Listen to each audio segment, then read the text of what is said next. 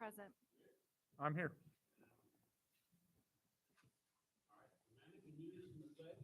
Sure. All right, ready? Begin. I pledge allegiance to the flag of the United States of America and to the republic for which it stands, one nation, under God, indivisible, with liberty and justice for all. Okay, public comments. We have one card. We do.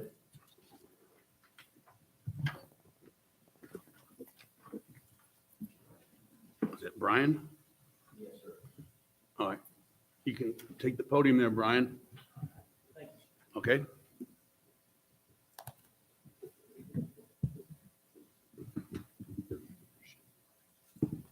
Hello. Wow. Sorry, I'm not really a public speaker. Don't get in front of mics very often. That's all Forgive right. me. We all start somewhere. All right. I prepared a statement. I'm just going to read from it if that's okay. My name is Brian Meese.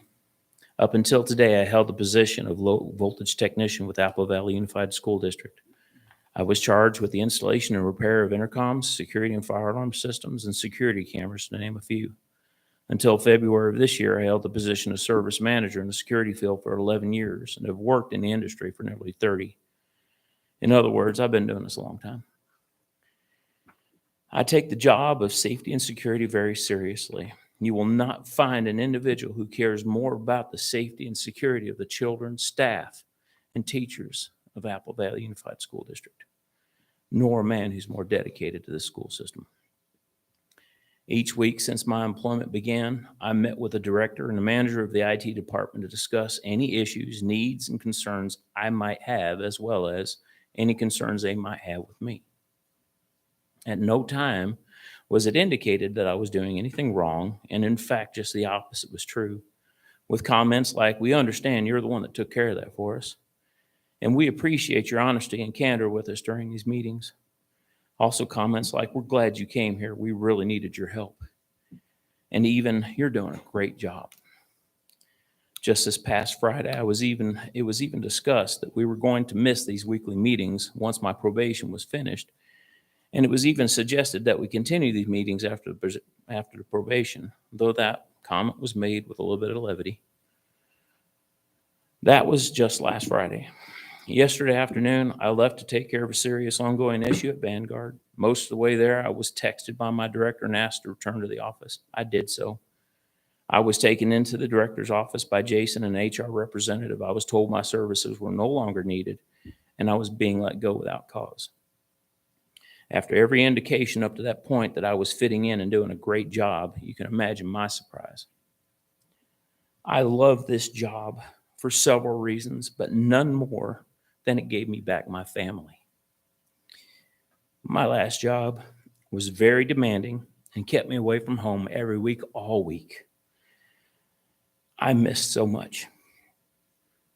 I have a special needs son who goes to the school district, and this job gives me time to be with him, to work with him, and to help my wife with him. My wife and I have been working diligently with the student services to get a plan in place that will be beneficial for all. This job gave me access to be able to do the job I was made for and still have family life. I would really love to keep my job with the school district. If I have done something wrong, I would appreciate the opportunity to correct and apologize for any issue I might have caused and continue as an improved individual here at the school district. I would appreciate your consideration in this matter. Thank you all very much for your time. Thank you. I made some Didn't want to add anything. copies. Thank you for your time. Thank you very much.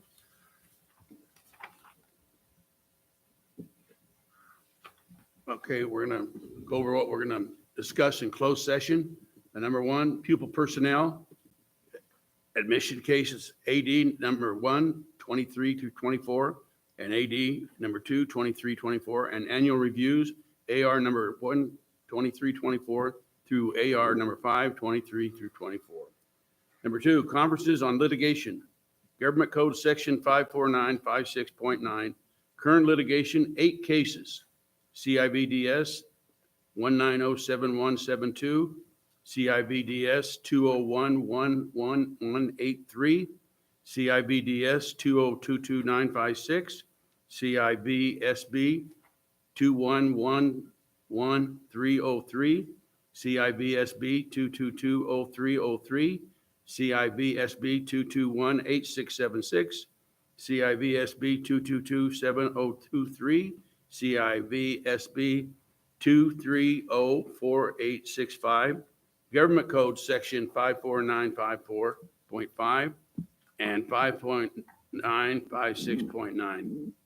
Anticipated litigation 2020 through 21 through 05, Government Code Section 54954.5 D and 54956.95. Anticipated litigation, 2 cases, Clement, Chacon, Gary, Claimant, and Rutledge, Matthew. Public employees, discipline, dismissal, release, reassignment, transfer, leave, title, certificated, and classified employees. Number 4, public employees, appointment, resignation, retirement, reduction, title, certificated, and classified employees. Number 5, conference with the labor negotiator. The agency negotiator is Dustin Conrad. Employee organization, Apple Valley Union Teachers Association. Number 6, conference with the labor negotiation. Agency negotiator is Dustin Conrad. The employee organization is the California School Employees Association. And number 7, the conference with real property negotiation, negotiator, Government Code 54956.8, negotiating parties, Matthew Schulenberg and the Apple Valley Unified School District. Number 8, security matters, Government Code Section 54957, consultation with the Apple Valley Unified District Chiefs of Police.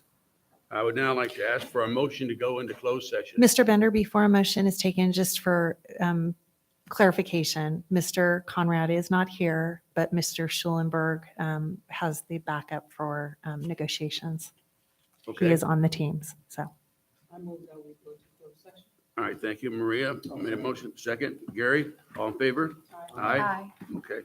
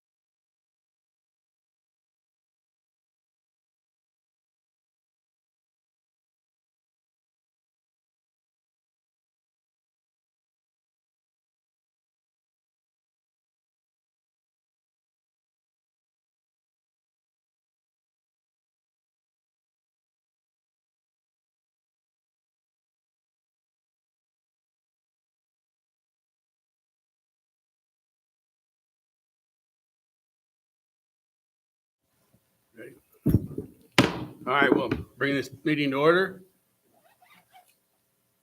First of all, reports from High Desert Premier Academy. Ismael Solis. Did I pronounce that wrong? Okay.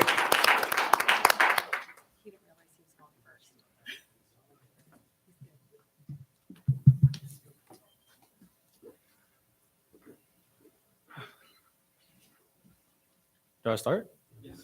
Oh, sorry.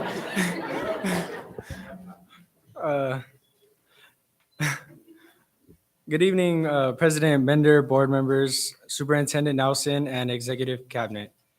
I'm honored to stand here in front of you all. I'm Ismael Solis, a student at High Desert Premier Academy. I hope that each of your summers were good. I want to get to know each and one of you individually. I can't wait to be here each month and talk about High Desert Premier and its progressing. The first month of school has been great. HDPA's enrollment at the beginning of this school year is 287. That is 35 more students than the beginning of last year. Not only do we have more students, but we have new staff as well. Mr. Nicholas, our new counselor, Mr. Figueroa, our new math teacher, Mr. Hernandez, our new CSA, and Ms. Morales, our new office assistant. We are excited to have these new owls at our school. They keep growing and changing. This year, we are working more closely with Granite and Apple to return students back to their home school after they have caught up on credits and are on track to graduate. We plan on having the comprehensive high school designated administrators and counselors check in at all academic warnings to encourage students to return, make sure they have what they need. This school year, we already have many alternate learning experiences planned for the students. Last week, some science students were able to take a field trip to iFly and experience indoor skydiving, learning physics in the process. This month, our middle school program and a few biology students will visit the San Diego Zoo October 3rd. Our esports team has begun signing up for competitions and the new team is excited. Last year, our esports team participated in the competitions, played versus, and won. This year, the team wants to keep the winning streak. Good luck, Owls. September is Attendance Awareness Month. September is a time to celebrate the attendance of our students and its importance to showing up to school every day on time.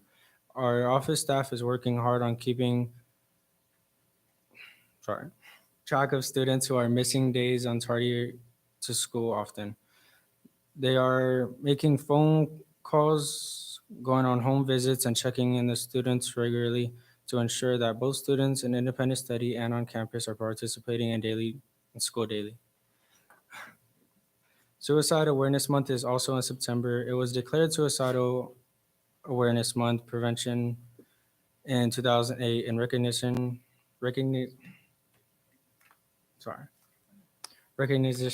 of Suicide Awareness Month. Our counselors are going to give classroom presentations in each one of our third period classes to inform us of the importance of this topic. I hope that I was able to clarify all that High Desert Premier is going to do this month. I will see you all next month and share anything else that comes up. I wish you all a good September.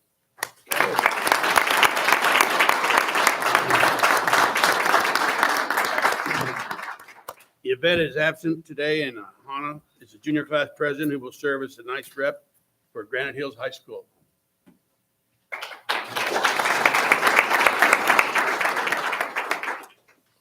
Good evening, board members, executive cabinet, and attendees. My name is Hannah Forget, the junior class president, filling in for our GC president, who was unfortunately unable to attend this evening. We are very excited to share with you a few of the very wonderful things that have been happening around our campus these past 2 months. We've had a great start to the school year so far. Our focus on campus this year is connection. Teachers and staff want every student to feel connected on campus, and they've been working very hard to make that both felt and known. Our newly formed link crew made up of student leaders and staff welcomed our incoming freshmen this summer during freshman orientation. The freshmen participated in games, toured the campus, and received helpful advice from other students for their high school experience. They even received some Granite gear to make them feel right at home. Our link crew also has many other events planned, including a freshman tailgate for our first Friday football game, academic check-ins and support, and movie nights, and more. The goal is that our ninth grade students have a resource and a positive student mentor who they can look up to and ask for help during the year. Our culinary and baking programs wasted no time in demonstrating their skills as they prepared an elegant meal for the State of Town event hosted by the Greater High Desert Chamber of Commerce. Students helped prepare and plate a menu consisting of coffee and cumin-rubbed chicken served with the pearled couscous and esquita salad, blue corn muffin with avocado butter, and pineapple tahini panna cotta topped with chamoy chantilly for dessert. It was a great experience for the students, and we look forward to many more community partnerships in the future. ASB has been very busy planning events. Students had the opportunity to participate in the first dance of the year, which was more hosted by our Granite Hills High School mock trial team. Our first Spirit Week was a huge success, with Barbie and Ken Day being the real hit. Our next big event is our homecoming dance at the end of this month. The theme is Sugar Rush. ASB has a lot of new stuff this year, and we also have a community pep rally coming up on September 20th at Town's End. Student mental health is a priority at Granite Hills High School.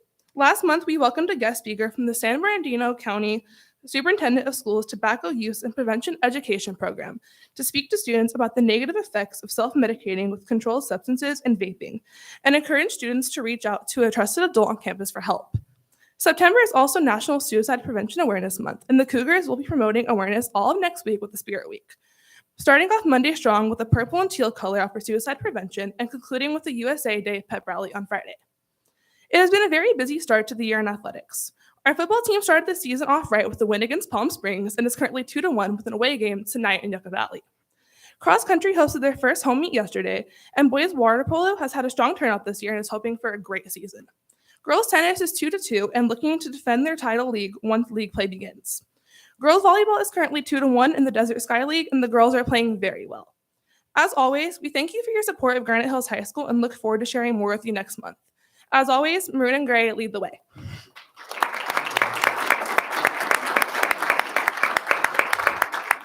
Apple Valley High School, Sophia Bryant. Brand.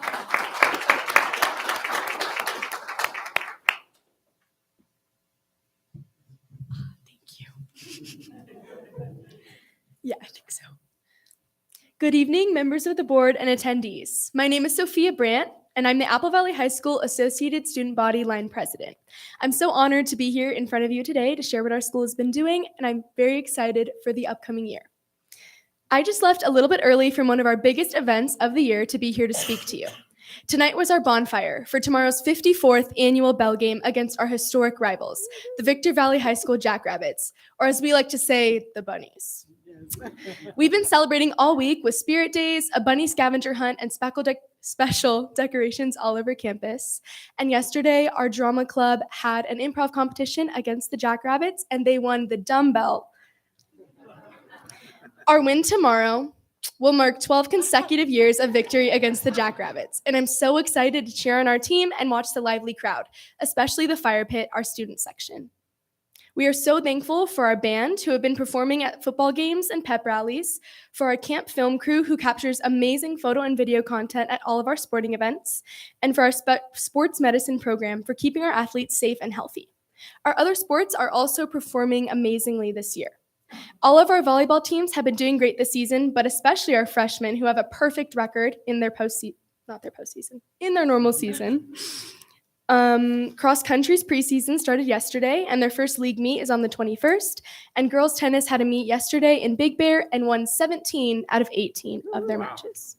Our other sports have been conditioning and preparing to play, and we're so excited to watch all of our athletes thrive this year. Last week was our back to school night. We had a great night welcoming families to our campus.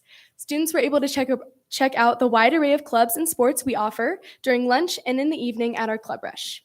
These clubs included Peers, our crisis response team, GSA, the Gender Sexuality Alliance, POCSU, the People of Color Student Union, Key Club, Choir, Band, National Honor Society, Dance Club, Sun Devil Actors Guild, Mock Trial, Frisbee, FFA, Esports, Political Literacy Club, Sun Devils for Christ, and a new club, Spine Crushers, which is actually a book club, though I know the name sounds a bit scary.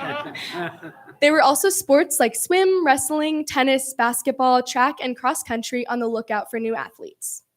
During the past month, Mock Trial had their speech competition.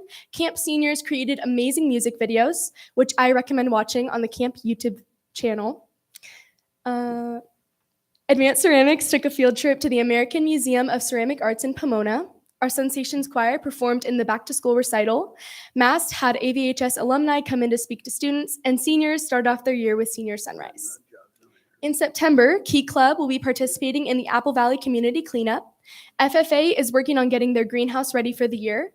Drama is planning a school-wide lip sync battle, which I can't wait to compete in and sing Look What You Made Me Do by Taylor Swift. MAST is holding signups for their blood drive. Construction is building garden sheds, and band will be performing at the Apple Valley Happy Trails Parade. In ASB, we're preparing for our 9th annual color run, gathering sponsors from our desert community to help different campus organizations fundraise, planning our back to school dance on September 16th, powder puff for our junior and senior girls, and organizing a range of activities for Hispanic Heritage Month, which spans from September 15th to October 16th. Some of these include crafts at lunch, a guest speaker, a band, food vendors after school on Wednesday with tacos, aguas frescas, and more, and Sun Devil shirts in Spanish, Los Diablos del Sol, available for staff and students to purchase. There are so many exciting things happening at Apple Valley High School, and I want to thank you all for your continued support. We would not be able to offer these incredible opportunities without you. Thank you for your time.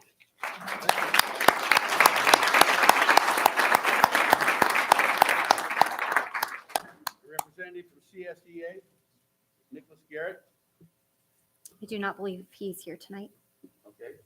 Apple Valley Unified Teacher Association, Karen Sabers. I don't believe she's here either. Oh, okay. Well, we're over two. We'll have our superintendent's comments. Trinae Nelson. I just want to recognize the 3 students that are here tonight speaking. I know Ismail did not think he was going to have to speak first, but you did a great job, and we're proud of you, and we can't wait to hear you next month come back with the next report. Erin, no, I just did that. She has a sister named Erin that reported to the board for 2 years as the ASB line president for Granite Hills High School. But Hannah, which I circled because I knew I was going to do it, served on the superintendent advisory as an elementary student. And so she's been around for quite some time doing amazing things in student leadership. And we appreciate that you stepped up tonight and took this again. We know that you'll back her up anytime she needs it. So yeah, thank you. And I apologize. That kills me because I was trying so hard not to call you your sister's name. I'm the younger sister, so you just have to know it's a bad thing. I got it. And Sophia, thank you for the energy, for all the information. You talked about some of the things that I had planned on talking about, specifically peers and mock trial. I was a judge for mock trial for their auditions. It's one of the best nights of the year, not because I say a whole lot, but because I wait for what Mr. Schlosser is going to push against the kids on the amendments and see how they respond and whether they break under the pressure, because all we are is their audition. And when they get back in that courtroom and start training, we want them super prepared to compete. And it's pretty amazing to watch these kids. One of the judges is a past mock trial student who now is an attorney and comes and supports as one of the coaches. So what a great legacy that team has created. Peers as well is one of those groups that goes out. We have them on both campuses.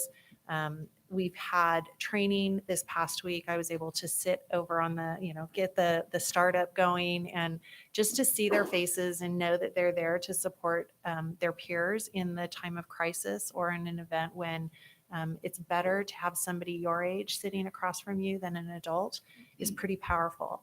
And they don't know when they walk in that room what they're committing to until the event happens. And then they show up and they blow us away every time with what they're able to do to support students within this district and sometimes adults too.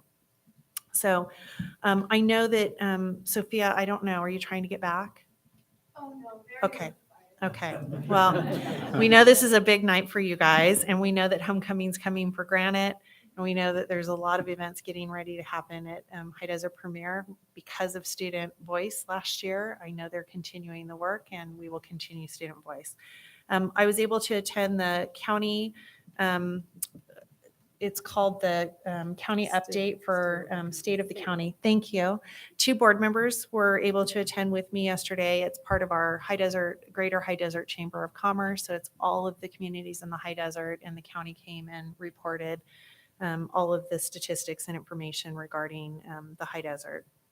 And then I also attended the vendor fair over at the Desert Mountain Selpa, where we had a booth. There were vendors there across the valley to support students and offer free medical and ways that we can connect families to assistance here in the high desert. And so I was appreciative that we had the ability to participate there. Link Crew at Granite Hills High School is a strong activity for students. It connects them. Wonderful thing. And I know that esports was mentioned, but I do know that there is some work behind the scenes to talk about maybe one of the theaters at the new AMC, or the AMC that the town has now taken possession of. There are some kids that really think it would be a great place to do esports. So we do a competition in this room. We do it in the big room here, but might be pretty cool to have kids tell them that they want that. So we'll see what happens. That'd be a Thank nice you. addition. Thanks. All right, board comments? Rick? Sure, thank you, Mr. President. So every year we have new speakers, and I have to say we've had some really good ones over the last few years, and this is no exception. So I always look forward, and you guys are going to be actually, by the end of this year, because you're going to speak every month, you're going to be really well spoken. You guys are now, and it's really good to see. I know Hannah, you're filling in, but you did really good, and hopefully we'll see you again. And Sophia,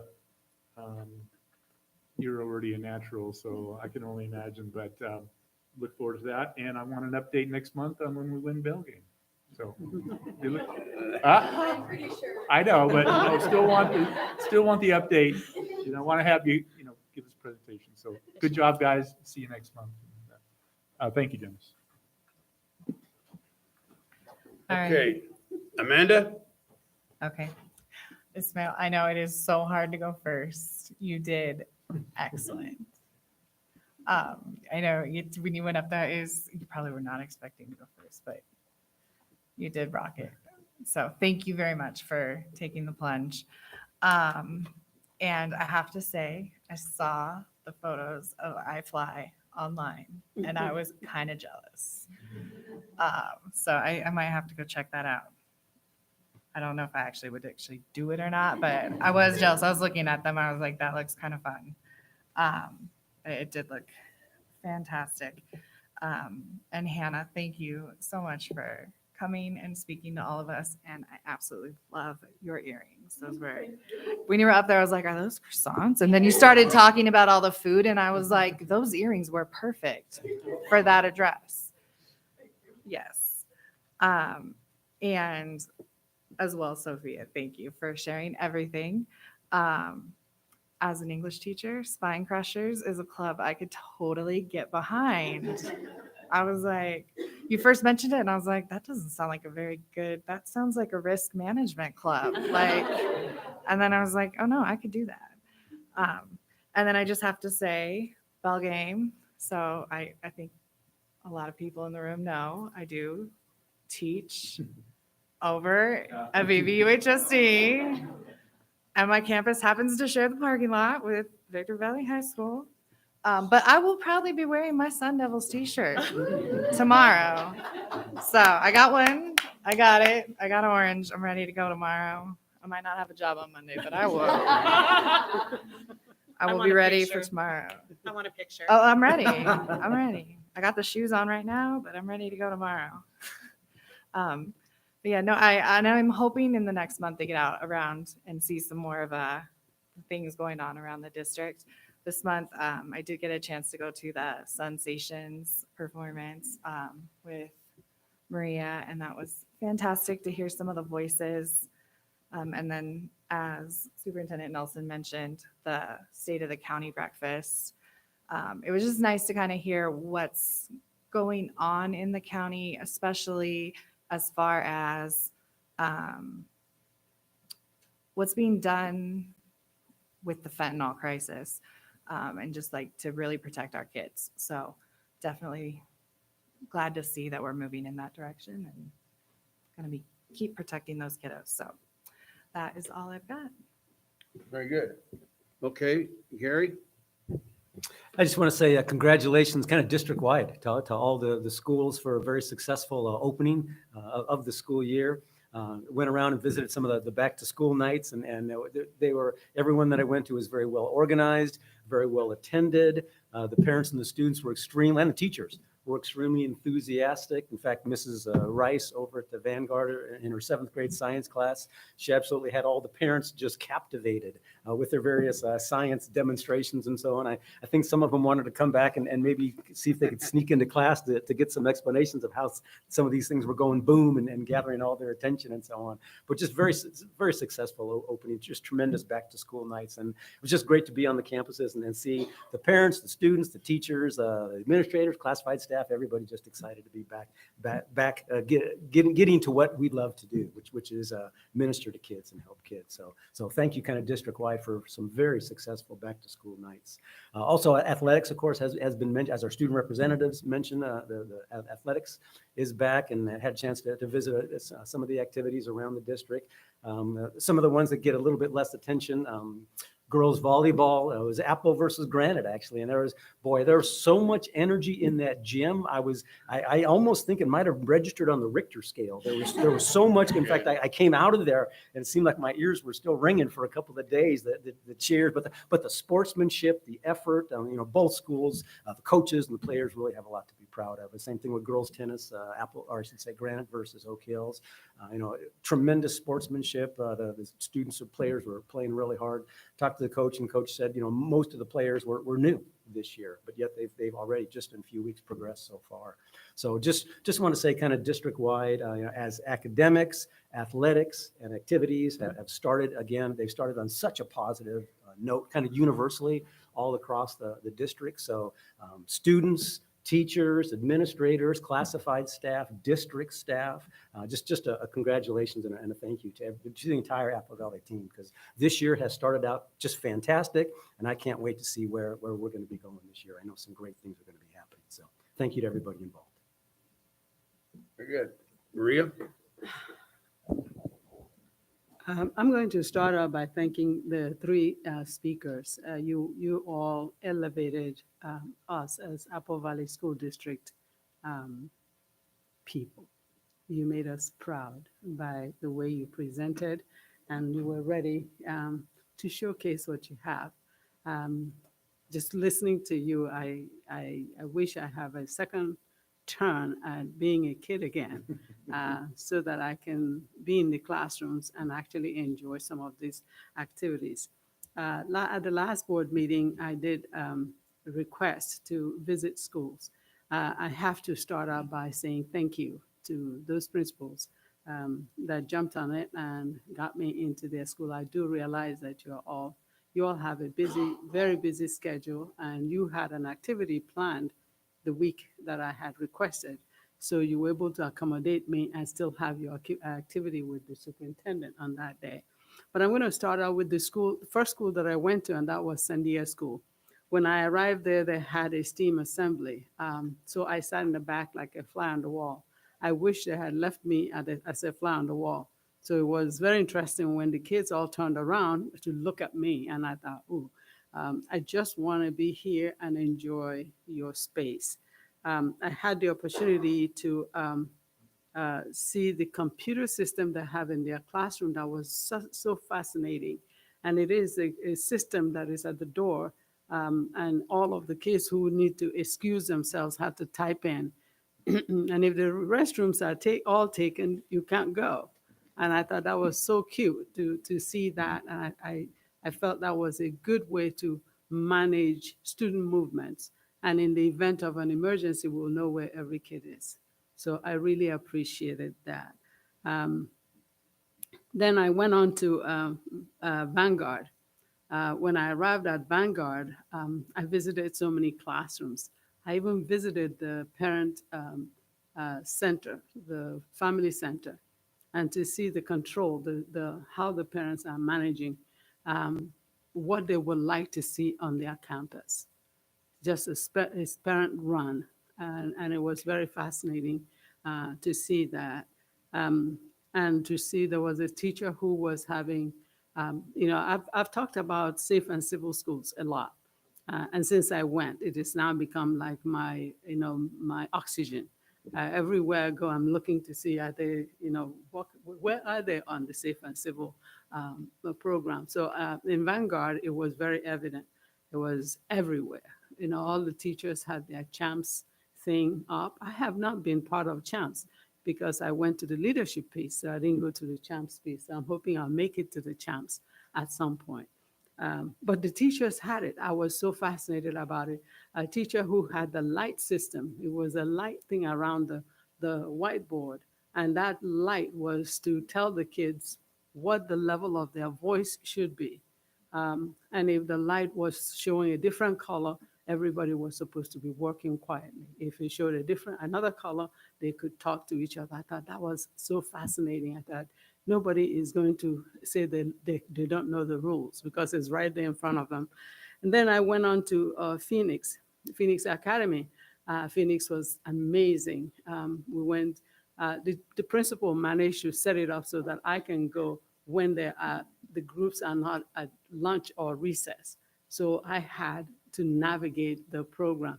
Luckily, I wore very comfortable shoes, so I was able to go back and forth to see where things are. But I have to give a shout out to the campus safety officer or campus security who gave me a shuttle ride.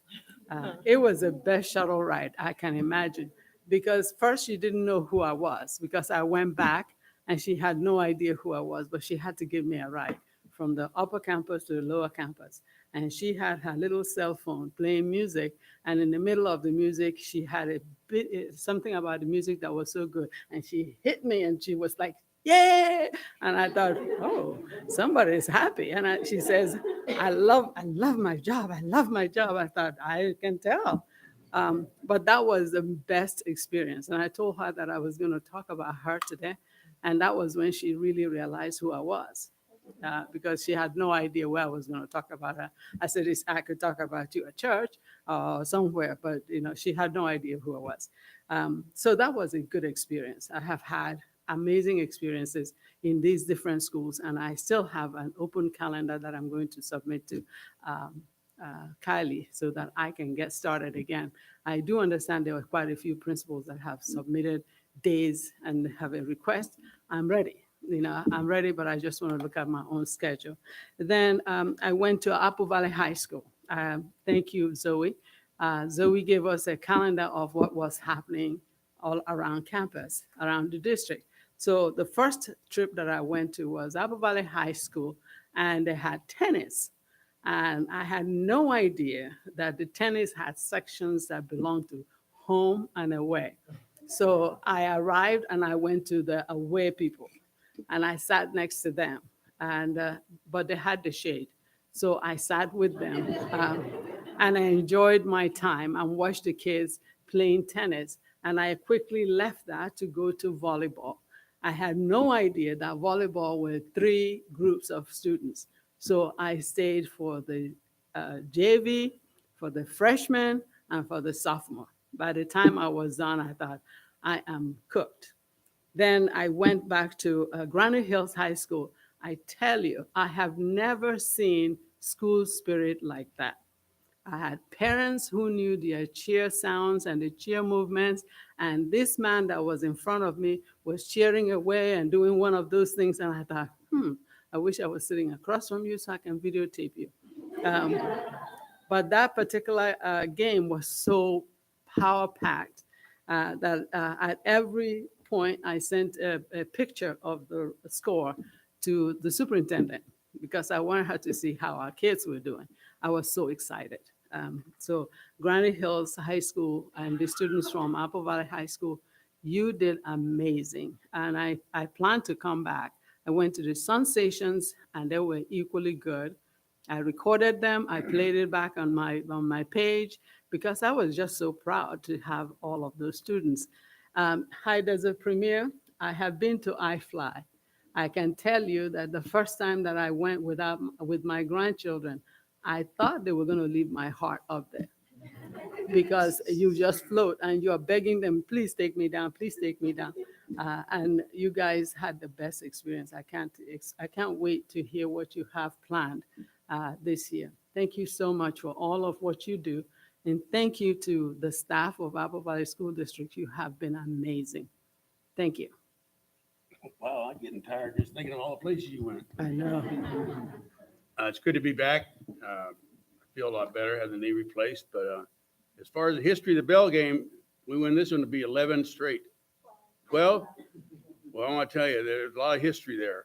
When we first had the Bell game, it was just Victorville and Edighetto formed that half, and then we had Hesperia and Apple Valley and Lucerne kids, and everybody was there. I mean, the Bell game was really big. And when you ride the bus in, I'm sure they still have this tradition. It just happened natural. We go over with our uniforms on naturally with the helmets. And when you go through the Narrows, as soon as you see those lights of Raymore, all those helmets snap. And everybody's locked on, they're ready to go. And yeah, it was good. It's still a good tradition. And it happened natural. Well, anyway, let's move on. The clerk will read out anything that happened in closed session. Do you want to dismiss the students? Oh, yeah, wait a minute. You guys need to go home and do homework. You students, we'll give you a break here and you can leave. Yeah. And by the way, all three did a good job. Yeah. No, it's a great experience. It really is.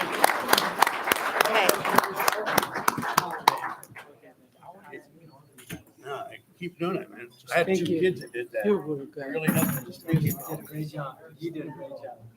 Thanks. Hey, Brian, they still do that? Yeah, it just happened. A couple of kids off and 60 helmets going, man. Something. 50.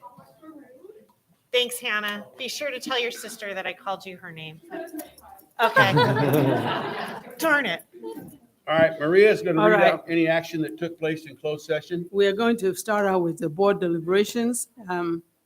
We are going to, in admission case, The student discipline has a later item. okay. Just that's with those are the only thing that we don't do from close until later. Later, so do we want to wait on that and do it now? Let's wait on those. Okay. Okay. Conference on Litigation, Government Code Section 54954.5, subsection D, G. Chacon versus Apple Valley Unified School District. On a motion by Raleigh, seconded by RC, the board voted unanimously to deny the claim of Gary Chacon. And it's a vote of 5-0.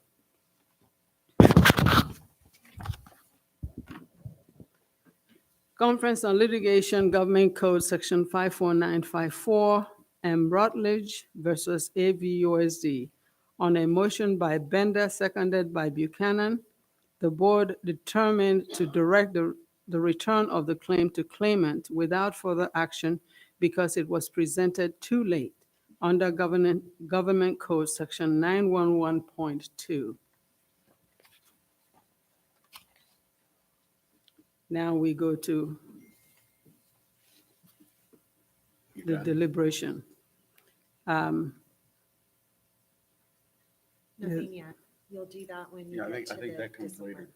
Okay, so we go back to Okay. that. You All hold right. both of Yeah. those. All right, the adoption of the agenda, the board may approve the agenda as is, or add items or pull items from the consent agenda.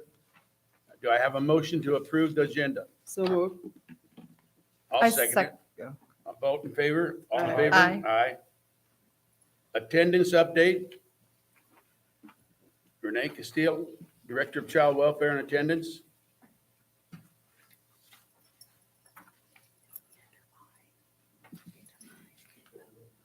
I did also set this presentation out while you guys were back there, so it might be shuffled behind. How many cards do you have?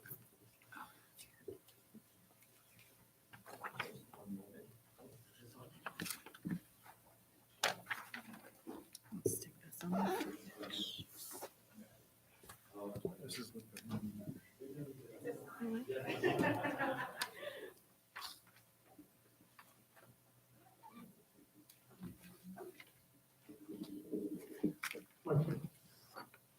just have to get it fixed before Matt has to do his presentation, right?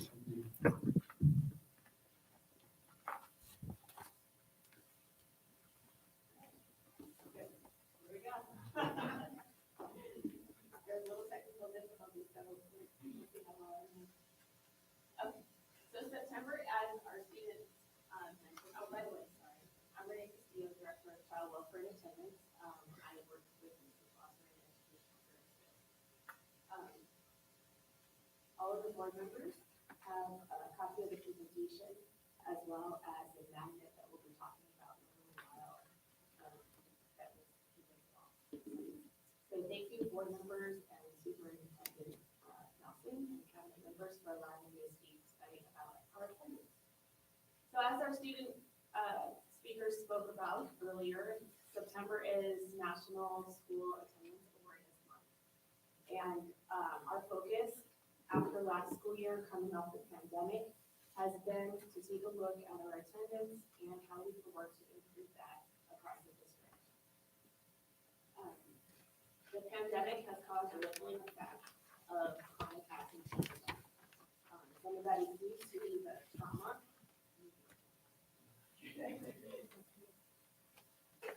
The trauma and the hardships that a lot of our families faced with economic hardships as well as health challenges. And we did see as we were coming back to school that there was a lot of fear around returning because of the health concerns, which affected our attendance, as well as the protocols that the Department of Health required us to follow if students were experiencing symptoms. And so we did realize that as we came back off the pandemic. And so I wanted to share a little bit of data with you. This is some data that we have regarding the first 1920 was prior to the pandemic, where our average daily attendance was around 95% rate across the district. Then, of course, we didn't have attendance during the pandemic because we were not in school. But when we did come back in 21-22, we did have a lot of restrictions and we had a lot of concerns around health. And you'll see that we dropped to about 85% attendance rate our first year back to in-person instruction. Last school year, you'll see that we are on an incline to get closer back to what we were pre-pandemic. We're around high 89% to low 90s. And then this school year, we're also tracking our attendance as of the first month. And I'm happy to say that we're around 94% at this point. We've also included our virtual academy attendance now, so we'll be monitoring that as well for our students.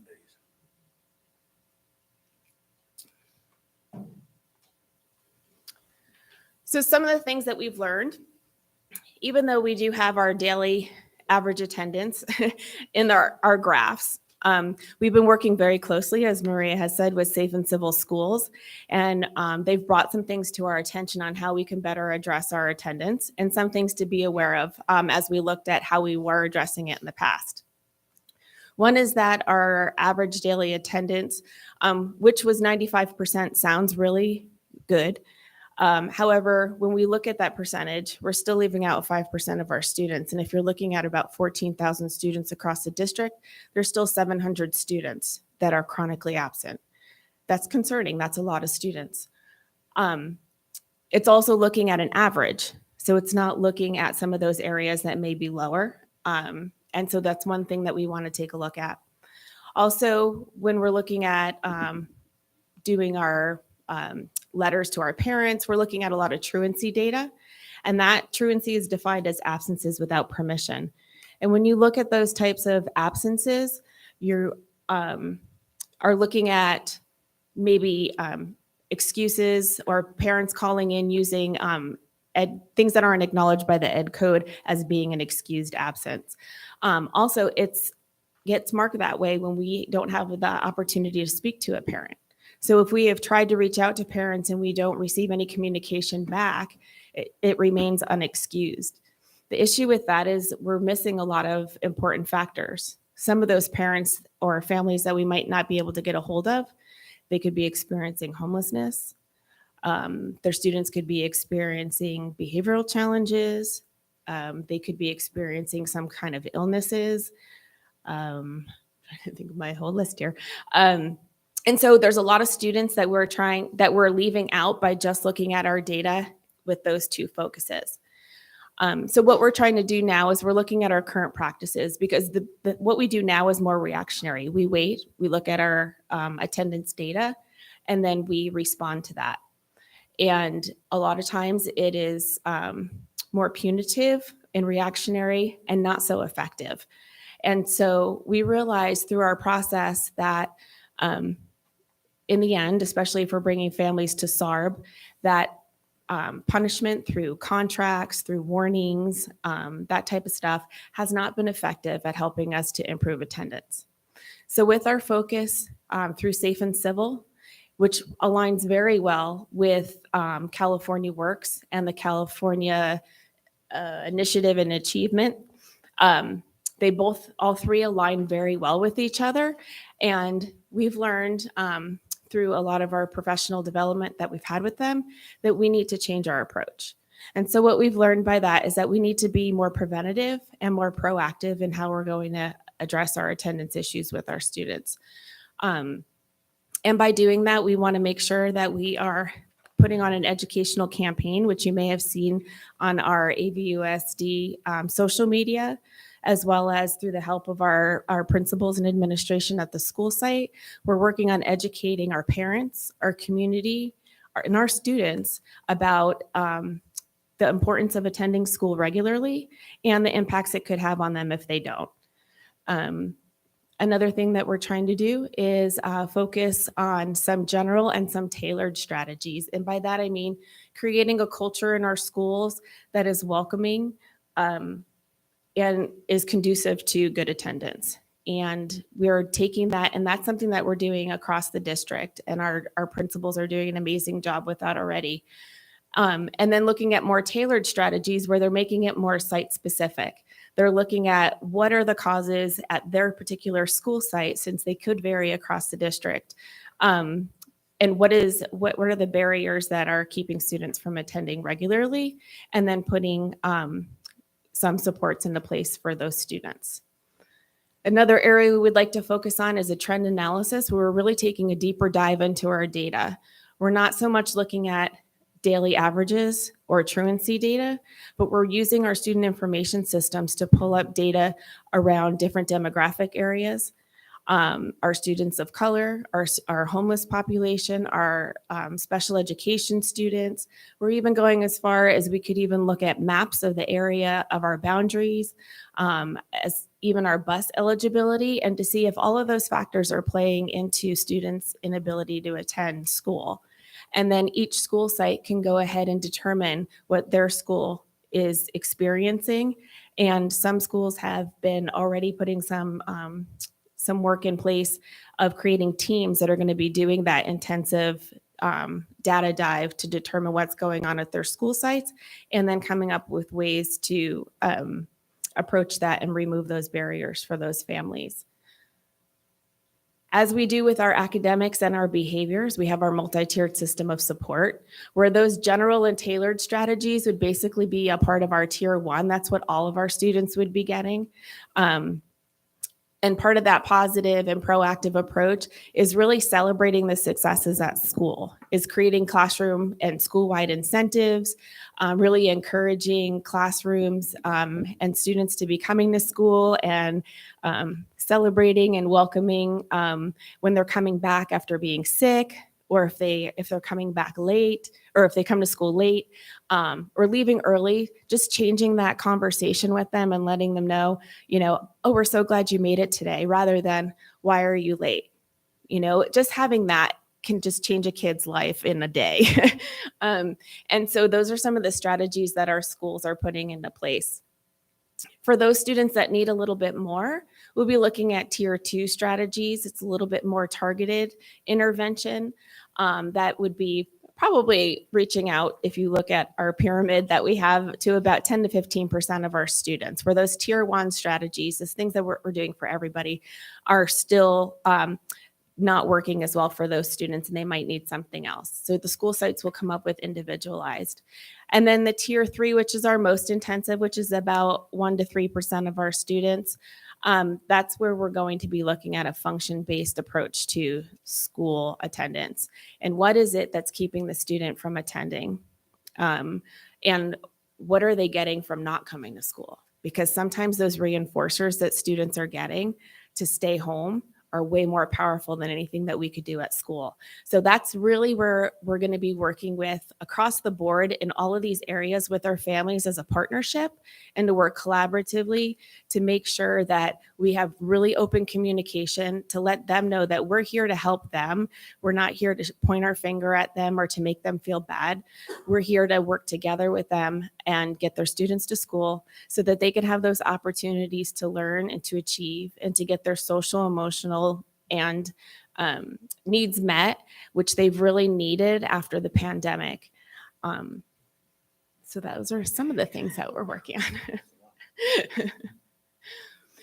This is very long. I'm not going to read through this, but I've asked some of the principals to share with us some of the things that they've already got in place. So when you have time today, just read through some of the things that they're already doing, because they're already doing amazing stuff, even just for the start of the beginning of this school year. Something little that I don't know which school it was that just really stuck out to me is that instead of a tardy slip, they have a welcome slip. It's little things like that that are going to make kids know that they're cared for, they're loved, and that they're welcome at school. So if you have time, please take some time to read over that. And then some of the pictures that I've posted up there are part of our social media posts that Zoe's been doing to promote attendance. You also have one of these. We've noticed in having conversations with parents, especially at my office, sometimes they'll be calling if they got an attendance letter or something. They don't realize how quickly that these that their attendances, their absences add up. And so this is a whiteboard magnet that the schools are giving out so that parents can just track when their students are absent. That way they realize, because chronic absenteeism is defined as 10% of missing 10% of the school year at any point in the school year for any reason.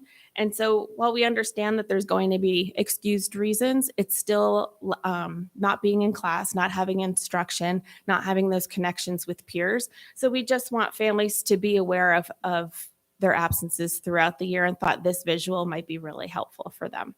So this was something else that we decided to do. And I'll just mention quickly, one, clearly this changed approach is having an impact. We saw the data already in month one, and we're so thrilled to see that. And two, I took her notes away and she still did this. So I'm not trying to pin you down. thank you so much. This is wonderful. Let's stay here for a second. We'll pause here for questions.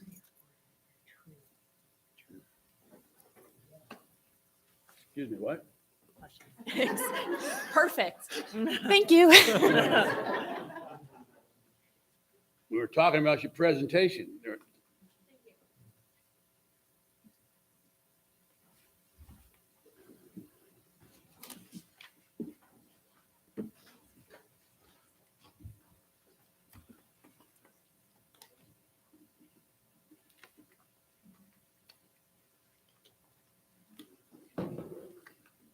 All right, Matt. Get them. It worked. I like to see that. Let's keep it going. Thank you, Mr. Bender. I'm here tonight to present a look back at last school year's financials, the unaudited actuals, when the business staff, mainly Cindy and her team in the business office, have the chance to close the books and look at our actual financial activity for the previous year. If we remember the 22-23 budget cycle, it started a long time ago, back in January of 22, when the governor comes forward with his initial budget proposal.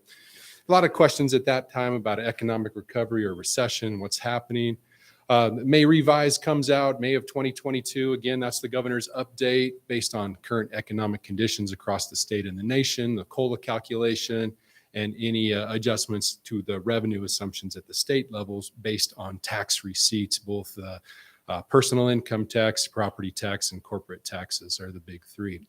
And then, of course, what the legislature's been doing for several years now is they pass a budget on time because they don't get paid if they don't pass it on time. So they did have an on-time budget in June, which of course affects us because they typically do approve the budget after we do. And sometimes we have to go back and make slight adjustments. As we moved through the school year, just a reminder to the board, we have several fiscal year reporting. We have the first interim in October, second interim is of January. Our estimated actuals occurred in May of 23 as we were getting ready to end the year. And of course, the estimated actuals for last year kind of set the starting point for this year's adopted budget, which we adopted back in June. And then I'm before you tonight with the unaudited actuals. That's, of course, closing the books. They are preliminary numbers until audited. And of course, it updates our 23-24 beginning balance. And then, of course, we update any assumptions as appropriate. So looking back last year at our revenue, here's just a quick pie chart of our revenue, about $264 million across all sources in our Fund 01, which is our general operating fund. You'll see the lion's share of our revenue comes in our local control formula, our allocation from the state of California.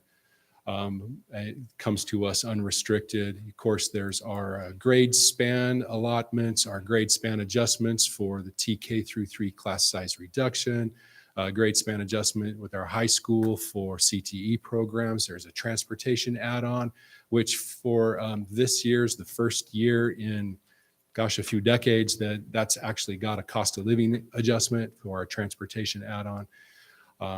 So you'll see also we get some federal, some other state, and some local revenue. But about $264 million flowed into the district last year.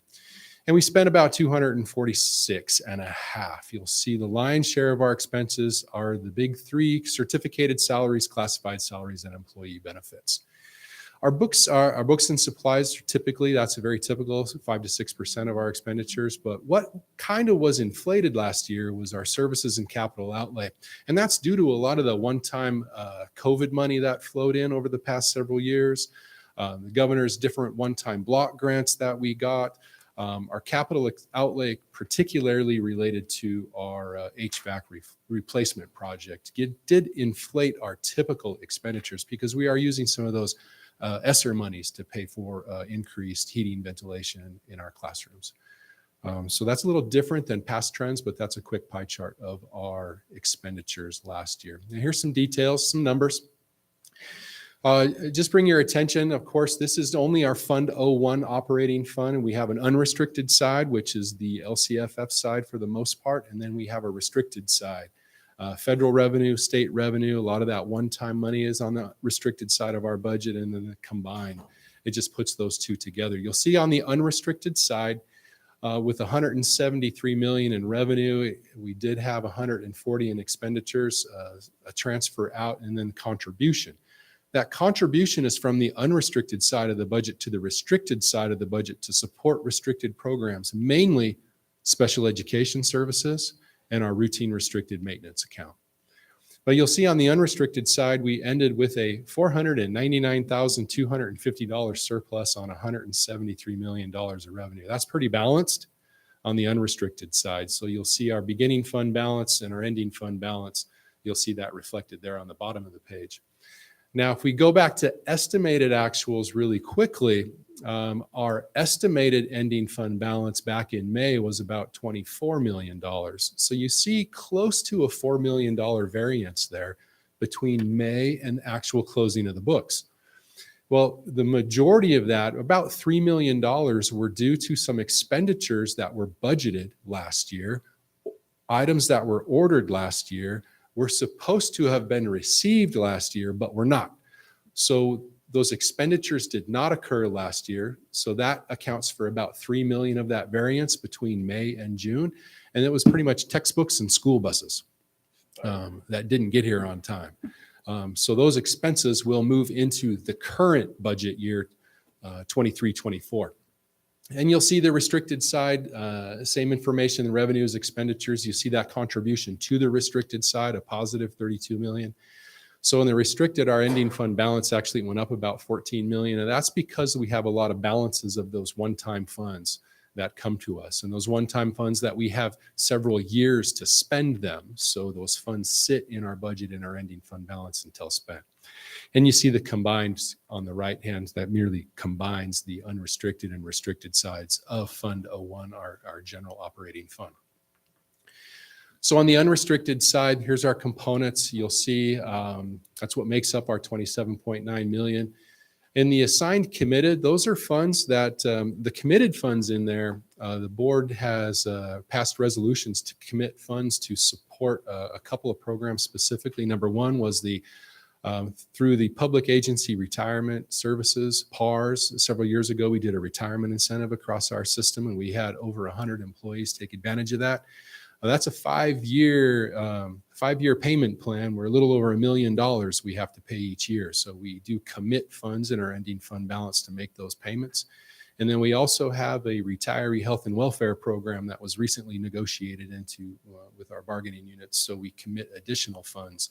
And you'll see the REU there of 17.8. That's what's left. It's not assigned. It's not committed. So it's designated as a reserve for economic uncertainties.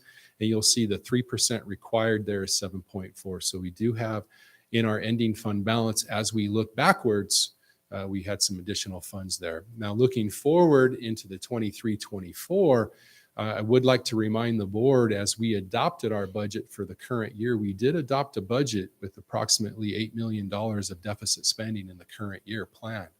And that's $8 million of unrestricted deficit spending. And those expenditures I mentioned earlier that moved from last year into this next year will affect that deficit spending and will increase that amount of deficit spending. So that $27.9 million is actually projected to be approximately $16.5 million at the end of the current budget year. And again, we still have some of those assignments and commitments as part of that $16.5 million. So it's the goal, of course, across the multi-year projection is to keep that ending fund balance above that 5% unrestricted unassigned that's in our board policy. And we do accomplish that in our multi-year projection based on our adopted budget. On the restricted side, I mentioned we have a lot of programs. So in our budget document, you'll see on the consent agenda, it lists all those programs. And I have a list here. You can see the ELOP. That's our expanded learning opportunity program that operates at our 10 K6 and K8 schools to serve the little ones after school. And I know we got a lot of high school student workers in that program, but we still have a good deal of money that we need to spend there. Arts, Music, Instructional Materials Block Grant was one of those new grants recently. We have a little bit of training funds left over. The Community Schools Planning Grant, I know Mr. Schlosser and his team are working with. That's a small piece of that. We have the Expanded Learning Opportunities Grant, which is a couple years old.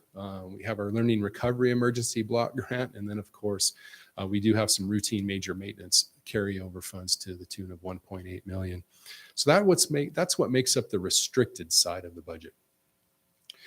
Now, we have a whole lot of other funds that we utilize to operate different programs in the district outside of Fund 01, our general operating fund. And I'll just go through those really quick. It's Fund 11, our adult education fund. And one thing I would like to point out here, you do see a transfer in Fund 11, adult education. That was a contribution from our general operating fund to Fund 11. It does not occur. It's not a common occurrence. However, last year with some negotiated salary increases and some program adjustments in our adult ed, we did have more expenditures than we anticipated. So we did have to make a small contribution to that program.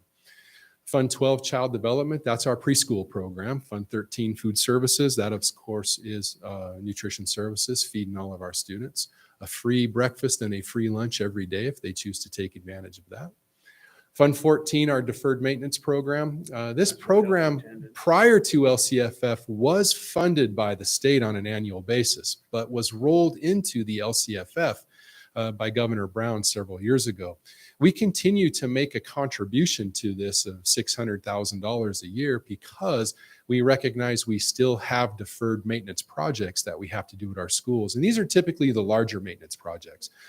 Roof repair is the biggest project that comes out of the deferred maintenance because, believe it or not, we have a lot of old buildings, and the extreme weather we have in the high desert is tough on roofing material. I think after I'm not going to call it a hurricane, but when Hillary went through here last month, we actually fared incredibly well in terms of roof leaks. We had some, but we did not have, yes, we had one that dipped on Kylie's desk. We had some leaks, but we did not have major leaks. And that really says a lot about our maintenance and operations department. Jim, Kirk, and their crew, and the contractors we bring in to assist on the larger projects. They chase these leaks, they patch them, they fix them. But we did have 110 work orders come in Monday as we were close to students, but we had staff out there surveying our sites to make sure we were good to open on Tuesday. Just a lot of minor stuff. Fund 25 capital facilities developer fees. Again, that's our developer fee account. Of course, when any home or commercial structure is built within the purview of Apple Valley Unified, we do collect developer fees, and that's where we hold them and expense them from. Fund 40 is our special reserve for capital outlay. This is an account that is, the revenue from this account is based on the RDA, the property tax increment in redevelopment areas. So you can see we got about 1.6 million. Now this account is currently supporting our current COP that we took out about 3 years ago for some projects around the district, and will support any additional COPs that we issue. And when this account can no longer support those COPs, then those COPs become a burden on our Fund 01 general operating fund. And then Fund 51, we have this fund on our books. We have absolutely nothing to do with the management of this fund. This is our Measure S bond. These are the property tax proceeds that San Bernardino County Treasurer collects from the residents within Apple Valley Unified School District, and they pay the bond payments to support Measure S. So just next, we of course make our adjustments at first interim. We'll update that beginning fund balance. We'll update revenues, expenditures as appropriate. We'll look at all of our assumptions we go through. There's a little list there. And of course, I'll be back in front of you in December talking about our first interim financials, which are the end of October. The auditors came early. They were here last week. Not done, but they did a lot of the work on these numbers last week. Cindy and her team supported them, gave them all the information they needed. It was a very positive experience. And since I was out last week, I did not have to talk to the auditor. Cindy did, which was good for me, bad for her. But any questions? No. Thank you. Well done. Hi, do we have any public comments? We do, we have two.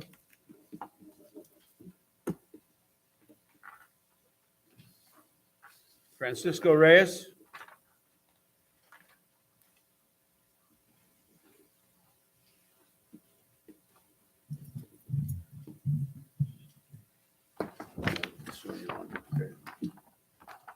Good evening, Francisco Reyes. I have a daughter at Mariana, so that's why I'm here.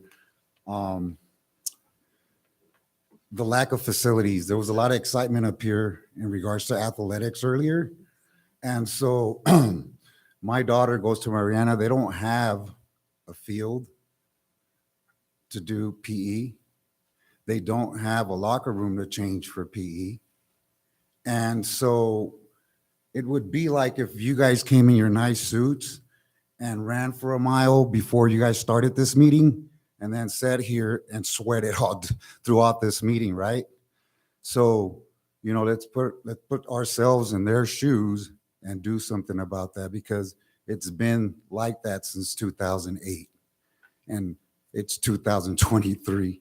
So for kids to be going to school and not being provided with the proper equipment to do PE, which is clothing to change into and a proper locker room to change into so they can participate in these programs. My daughter was dress coded during PE because she was shooting baskets and her shirt went up. So she ended up missing a test. She was in the office for 30 minutes, and that's a big problem for me. So I have 2 college students that are older than her. And so education is a big thing for me. and for her to be missing a test over her shirt going up, that wouldn't have happened if we would have had the proper clothing for PE. So, you know, we've sat on this too long. Let's do something now. Let's not wait 5 years from now. Might not help her, but it might help someone else because she's in 8th grade and she's going to be graduating. Again, you go into high school, you've never changed in front of someone because you don't have that proper facility at Mariana for them to do that. How awkward is that going to be for a 14-year-old to walk into high school changing in front of other kids? You know, maybe she's not going to want to change and get an F. And then what? Because we didn't give them the proper facilities for them to have PE, you know? And it's just not that. It's just they just threw some bungalows back there and called it a middle school. That's an elementary. You know, they're being told to watch what they say. These are teenagers. They're being told to watch what they say around the little kids because they're interacting with the little kids. There's no separation, you know? The kids at Vanguard, the kids at Sitting Bull, they're ahead of our kids at Mariana. You know, when we have after school programs like basketball or volleyball, they don't have a gym. So what happens when it rains? They cancel practice. Now they're getting better than we are. And I've seen it through the years. I have a 20-year-old that attends Chico State that went to Mariana, and they would always lose. It wasn't even a match because we're canceling practice because it's too hot. Even with PE, what do they do when it rains? You know, they cancel PE, right? Not at Vanguard. They continue having PE because they have a locker room, they have a gym. Can you wrap it up? Yeah. What Yeah, you're well, saying yeah, is good. I'm just trying to get this across to you guys because it's been since 2008 and no one's done anything. So it's frustrating to watch you guys up here in your nice suits, but you want these kids to go in their nice clothes, first period, go run a mile, and then sit in class sweating. So that's rude of you to tell me to shut up. I'm not telling you. That's what you're telling me. That's what you're telling me. On the card, it says you're limited. Yeah, well, that's what you're telling me, you know, so it hasn't been 3 minutes. It hasn't been 3 minutes and you're the president. No, You should- that you- clock is yeah. up behind you. Well, I'm That's just right. telling you, you should be ashamed because it's been since 2008. This has been going on. So let's do something I wasn't about on it. the board in Yeah. 2008. Well, you're on the board now. So let's do something about it. You know, you're supposed to Well, be I here. listen to what you're saying. I Okay, like what you're saying. you're supposed to be here for the kids, right? Right? That's why you guys all have jobs here because of the kids, right? You guys get funded to run a P program, but you don't have the right facilities. You spent the money on a parking lot that's not even functional. Instead of let's put some buildings back there like you did and call it locker rooms. Why can't we do that?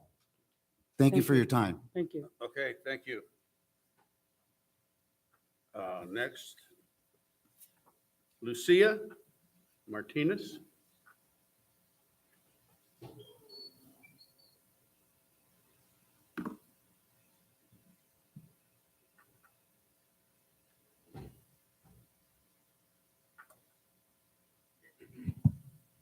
Hello. I came here to express that this district is the worst for special needs students. I have 3 students in special education, and the district has failed them to provide FAPE.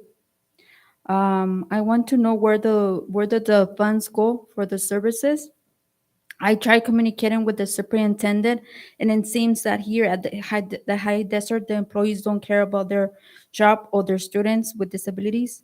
Mr. Wheeler is so unprofessional. He seems that he doesn't care to communicate with the parents or cares if the students are actually learning or making any progress. Currently, I have 2 CD complaints. To this date, the district hasn't tried communicating with me or even provided a decent documentation for the investigation. One of my students was diagnosed with gastritis because at the school, they don't care to make sure that he's fed. His name is Jose Martinez, and he has severe needs to which he is not being helped. And they wanted to exit him next school year. I want to be heard for my students to be provided to what their needs. what do I have to do to get the help for my students?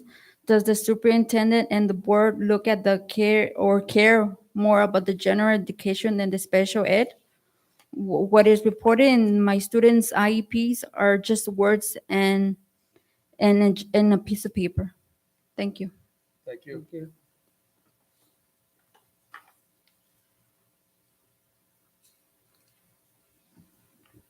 Who's the other one? Okay. Do you have another one? No. Anyone else have comments? I just want to follow up on a question from the last board meeting regarding Caravan Cares. We have not been charged, nor have we ever in any of the contracts been charged for any wait time, including this year. In fact, when Caravan Cares was contacted regarding that $2 charge that was listed in the contract, they did offer to redo the contract for us. We have a wonderful relationship with them. And the target of how many students is day by day. So if we can't provide a transportation with our own busing system, they will immediately pick up and deal with it. And they have served us with a homeless family as well. Couldn't get somebody over there with a van just because of location, and they picked up that need. So I just wanted to report back to that, and that we will be bringing back a contract that shows that fee for wait time not included. Thank you. Mhm. Okay, any board comments? Anybody else? Rick? Amanda? Gary? Nothing further. Maria? No. Nothing here. Okay, a public hearing to determine that each pupil in each school in the Apple Valley Unified School District has or will have prior to the end of the 8th week of school sufficient textbook and instructional material for the 2023-24 year. Patrick, are you making this presentation? There's no presentation, but I'm happy to read through the next two paragraphs for All right, you. go right ahead. Okay. I'm tired of reading.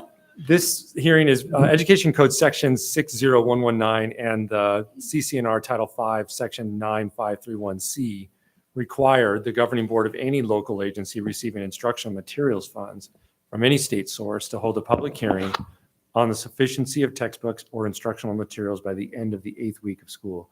And this board meeting is our closest approximation to that. And so at this point, we'll take any questions from board members or when we open the hearing, members of the public regarding sufficiency.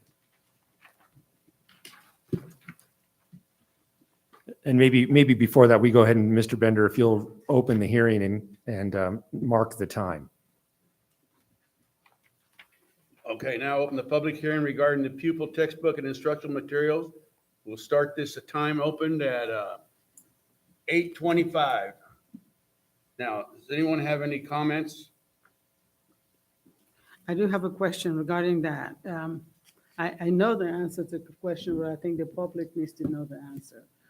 If a student needs a textbook and you're having the textbook in the classroom, will you issue the additional textbook for the student to take home so that they don't need to carry the heavy textbook back and forth?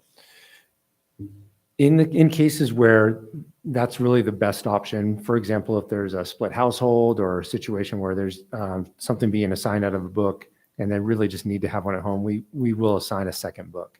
It is not standard. We don't have 2 textbooks for every child, but we do have the ability to do that when the case arises.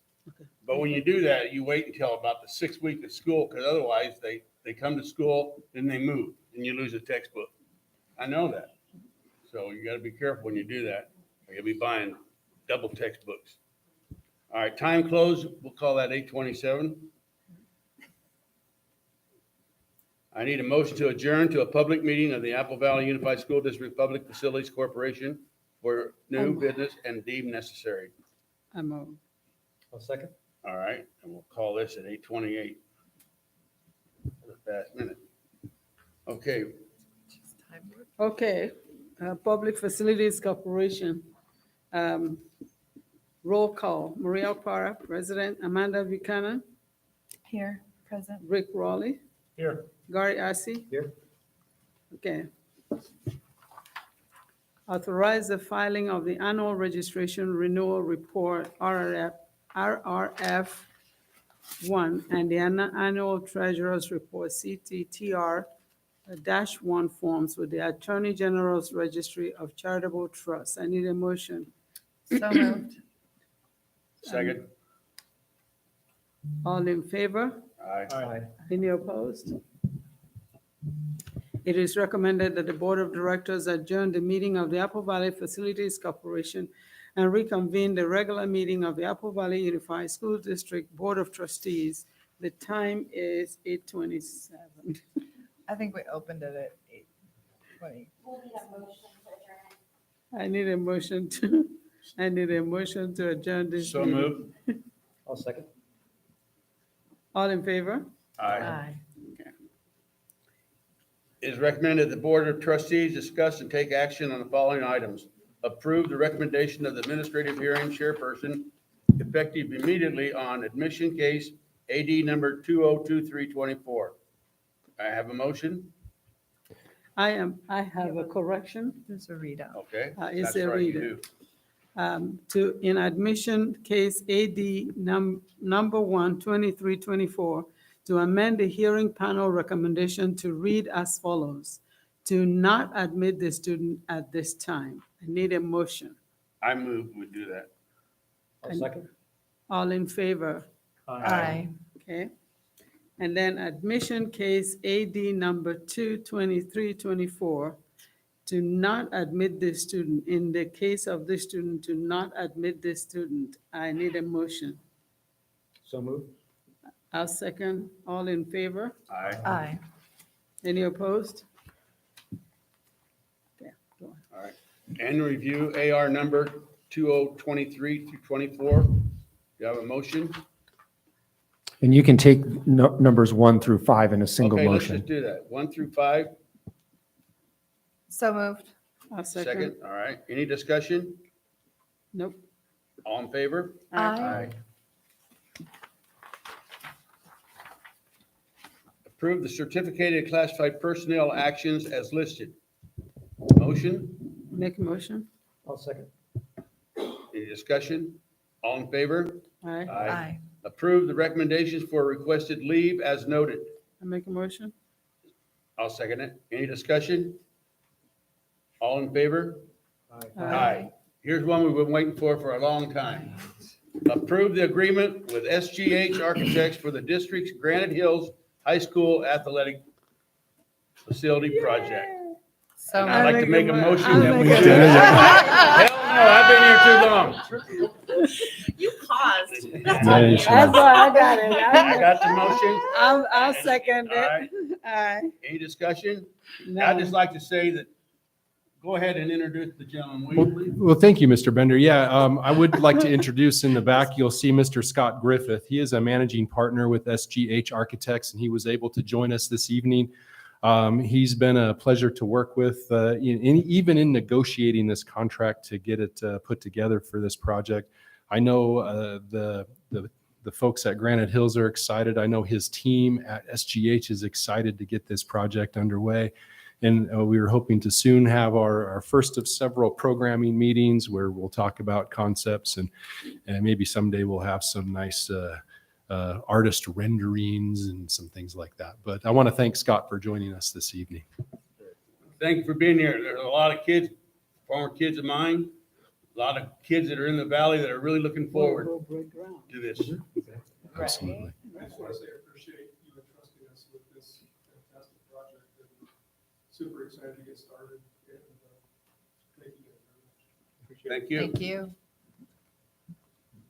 Approve the construction management agreement with California Professional Management for the Yeah, they AVUSD TK No, classroom. no, they project. didn't vote. I don't Did think you we vote? voted. You made I thought we voted. I Okay. got a motion, a We got second, and discussion. We didn't vote. Thank you, Pat. Aye. Approve the construction management agreement with California Professional Management for the AVUSD TK classroom project at 3 sites. So moved. I'll second. Any discussion? All in favor? Aye. And Mr. Bender, if I could briefly interrupt for one moment also, I would like to introduce again Mr. Mike Woods here in the front row. Mike is a principal at California Professional Management and will be leading this project. They're currently managing our HVAC replacement, and they are also our construction manager on the Granite Hills High School athletic facility. So Mike and his team are doing a lot for us in Apple Valley Unified. Matt, you've done a good job picking good people. Well, I hope to keep that going. Yeah. Consent agenda. Thank you. To expedite everything, we can approve this all at once. So if I can, I have a motion from 1 through 28. Do I have a motion? So moved. Second? I'll second. All in favor? Aye.